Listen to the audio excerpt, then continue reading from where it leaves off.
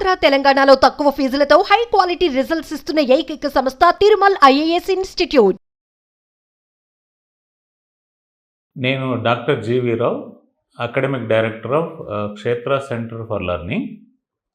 So గత కొన్ని రోజుల నుండి మనకు వార్తాపత్రికలలో ప్లస్ ఈవెన్ తెలంగాణ గవర్నమెంట్ కూడా వచ్చే విద్యా సంవత్సరం నుండి అంటే 25-26 నుండి ఎన్ఈపి ఇంప్లిమెంటేషన్ చేయబోతుంది, ఇంటర్మీడియట్ విద్యను ఎత్తివేస్తున్నారు, ఇంటర్మీడియట్ విద్యను స్కూల్ ఎడ్యుకేషన్లో విలీనం చేస్తున్నారు అనే వార్తలు వస్తున్నాయి.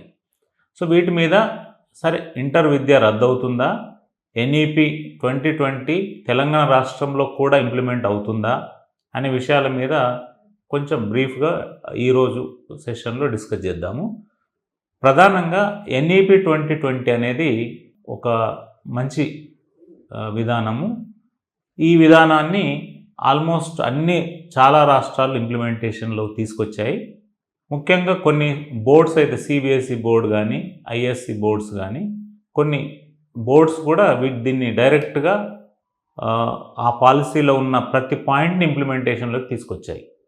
సో ఆ పాలసీలో స్ట్రక్చర్ మారింది, అంటే ఎడ్యుకేషన్ యొక్క ఆ స్కూల్ స్ట్రక్చర్ మారింది, తర్వాత మెథడాలజీ మారింది, తర్వాత టెక్స్ట్ బుక్స్ అప్డేషన్ జరిగింది, ఎవాల్యుయేషన్ సిస్టమ్ మారింది.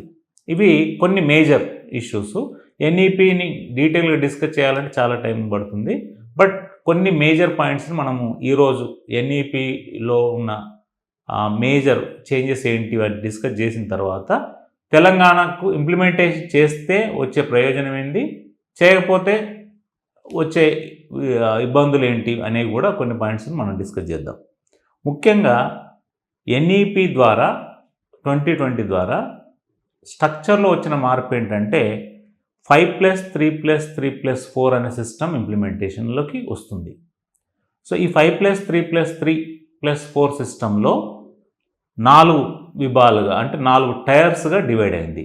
ఫస్ట్ 5 years అనేది ఫౌండేషనల్ స్టేజ్ అని తీసుకోవడం జరిగింది. దీంట్లో నర్సరీ, ఎల్కేజీ అంటే PP1, UKG PP2, first class, second class, ఇక్కడి వరకు 5 years ప్రోగ్రామ్ను ఫౌండేషనల్ స్టేజ్ కింద తీసుకోవడం జరిగింది. నెక్స్ట్ టైర్ ఏంటంటే ప్రిపరేటరీ స్టేజ్. ఈ ప్రిపరేటరీ స్టేజ్లో 3rd class, 4th class, 5th క్లాస్ను పెట్టడం జరిగింది. Next tier middle stage. ఈ మిడిల్ స్టేజ్లో 6th class, 7th class, 8th క్లాస్ను తీసుకోవడం జరిగింది. చివరిది సెకండరీ స్టేజ్. ఈ సెకండరీ స్టేజ్ 4 years స్టేజ్. దీంట్లో 9th, 10th, 11th, 12th ఇలా 5+3+3+4 స్ట్రక్చర్ను ఎన్ఈపి ద్వారా ఇంప్లిమెంటేషన్లోకి రావడం జరిగింది. ఇది గత సంవత్సరం నుండే అన్ని సిబిఎస్ఈ స్కూల్స్లో ఇంప్లిమెంటేషన్లోకి వచ్చేసింది. ఈ కేవలం స్ట్రక్చర్ ఇంప్లిమెంటేషనే కాదు, చాలా మార్పులు దీని ప్రకారంగా ఎన్ఈపిలో మెన్షన్ చేయబడ్డ అన్ని రకాల చేంజెస్ని క్రమంగా సిబిఎస్ఈ బోర్డు దేశవ్యాప్తంగా ఇంప్లిమెంటేషన్ తీసుకొచ్చింది. సిబిఎస్ఈ బోర్డు ఇంప్లిమెంటేషన్లోకి ఈ ఎన్ఈపిని తీసుకురావడం వల్ల గవర్నమెంట్ నవోదయ స్కూల్స్ కానీ, జవహర్ నవోదయ విద్యాలయాలు కానీ, కేంద్రీయ విద్యాలయాలు కానీ, తర్వాత ప్రైవేట్ సిబిఎస్ఈ స్కూల్స్ అన్నింటిలో కూడా ఈ యొక్క ఇంప్లిమెంటేషన్ అనేది జరిగింది. సో ఈ స్ట్రక్చరు వల్ల ఏం జరుగుతుంది అంటే ఒక ప్రాపర్ చేంజ్, ట్రాన్సిషన్ అనేది ప్రాపర్గా జరుగుతుంది. సో దీంట్లో ముఖ్యంగా మన తెలంగాణ స్టేట్లోకి వచ్చేసరికి మన దగ్గర ఉన్న సిస్టమ్ ఏంటంటే మన గవర్నమెంట్ లేదా స్కూల్ ఎడ్యుకేషన్ కింద 1st class to 10th క్లాస్ను 3 parts కింద డివైడ్ అవుతాయి. 1st to 5th class primary stage అంటాం, 6th and 7th upper primary అంటాం, 8th and 10th secondary school అని అంటాం. అంటే స్కూల్ ఎడ్యుకేషన్ కింద ప్రస్తుతం మన తెలంగాణలో స్కూల్ ఎడ్యుకేషన్ కింద 1st క్లాస్ నుంచి 10th క్లాస్ వరకు 3 స్టేజెస్ కింద డివైడ్ అయి ఉంది. Primary, upper primary and secondary. ఇక ఇంటర్మీడియట్, జూనియర్ ఇంటర్మీడియట్, సీనియర్ ఇంటర్మీడియట్ను ఇంటర్మీడియట్ బోర్డు కింద డివైడ్ అయింది. అంటే ఇప్పుడు school education different, intermediate board different. ఇది 1st to 12th క్లాసులు ఈ రకంగా డివైడ్ అయినాయి. స్కూల్ ఎడ్యుకేషన్ కింద primary, upper primary, secondary, intermediate board separate. ఇక లోవర్ క్లాసెస్ అంటే ఫస్ట్ క్లాస్ కంటే ముందువి అంగన్వాడీసు, బాల్వాడీస్ కింద మన యొక్క ఎడ్యుకేషన్ సిస్టమ్ ఉంది. అంటే అది కొంచెం ఇన్ఫార్మల్ ఎడ్యుకేషన్ కిందనే ఉంది.